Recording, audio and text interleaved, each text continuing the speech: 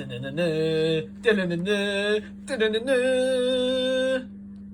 TV. Dartboards, they wear out. The more you use them, the more they damage. And you can see boards get rotated in order to keep the life and to get more use out of them. But question I'm being asked quite a lot is, how often do the boards get changed? Now, this is a question that has two answers. So we've got the TV question and the Pro Tour question. I'll start off with the Tour.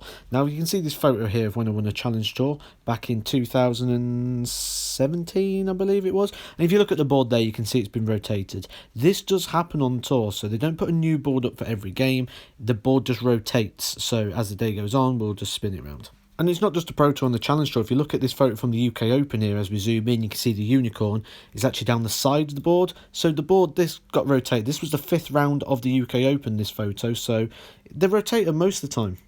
But what about new boards? Now, the boards normally rotate about 4 times before they change them. And when we come in the morning, the practice boards will all be up, so people can go and practice in the cubicles and get the session in there. But they get changed before the matches. So they get changed at the start of the weekend on the Saturday to put the match boards up. And then I believe they get changed again on the Sunday. So they actually get rotated before the tournament starts.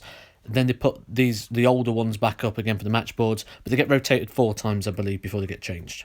But as I mentioned, there are 2 answers to this question, and that's because the answer is different for TV events. Now, when you're playing the TV events on the main stages, the boards are changed every single match. So you won't ever get somebody play on the same board. The new boards every match, so in the breaks, they'll come out, they'll switch the board around for your game. So every game is a different board.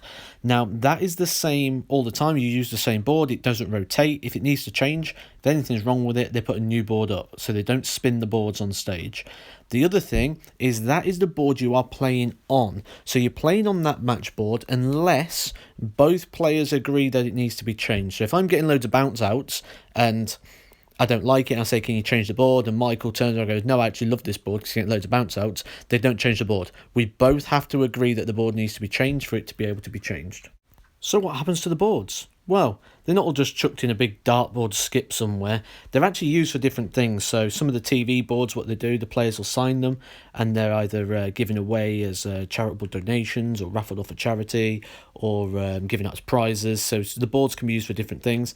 The actual tour boards, what they tend to do, because they rotate them 4 times or so, is they tend just to have a nominal fee that you can take them for, and people like the players' guests or some of the non-sponsored players will take them back and use them as practice boards. So they actually get quite a lot more use. They just can't be used in a competitive environment anymore.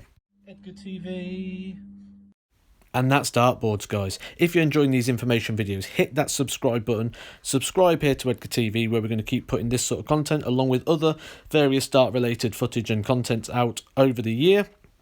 If you've got a question, something you've seen, something you're unsure of, hit it in the comments section. If I see it and I think, hey, I can answer that in a video, you never know, I could be answering your query next in an episode of Edgar TV.